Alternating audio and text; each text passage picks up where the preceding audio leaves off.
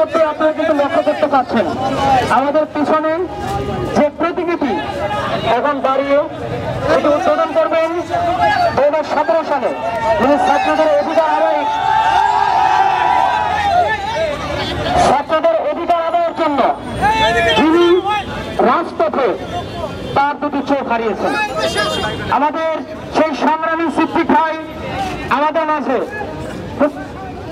খুব তাড়াতাড়ি উপস্থিত হবেন এবং আমি অনুরোধ করবো যারা ভেতরে রয়েছেন, ক্যাম্পাসের ভেতরে রয়েছেন, মেন গেটে চলে আসবেন, রাস্তায় চলে আসবেন। আমাদের মাঝে আসছেন আমাদের সংগ্রামী সিদ্দিক ভাই, সংগ্রামী সিদ্দিক ভাই, সংগ্রামী সিদ্দিক ভাই। এটার ইতিহাস আপনাদের প্রত্যেকেরই জানার দরকার এবং কেন এটা করলাম এটা আমরা আপনাদের জানা দরকার। সরকারি তিতুমির কলেজ আপনারা জানেন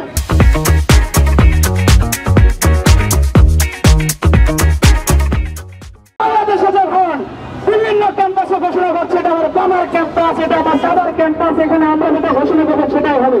আমি আজকে আমাদের পক্ষ থেকে তিতুমিরের পক্ষ থেকে বলবো এটাই প্রবণতার থেকে সারা বাংলাদেশে যেখানে যত অন্যায় হবে আপনারা ব্যানার নিয়ে এখানে আসবেন।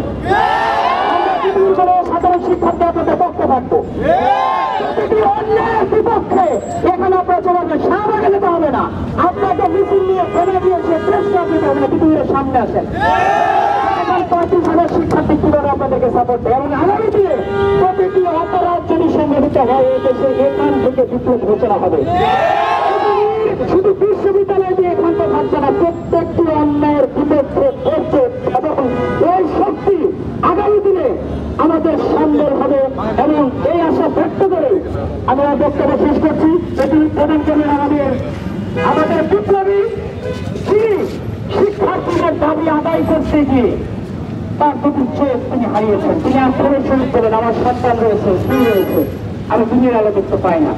তার ভালোবাসা, তার যে কৃতিত্ব এতদিন তিতুমির ক্যাম্পাস থেকে ধরতে পারেনি, তিতুমির চেষ্টা করে চলেছে।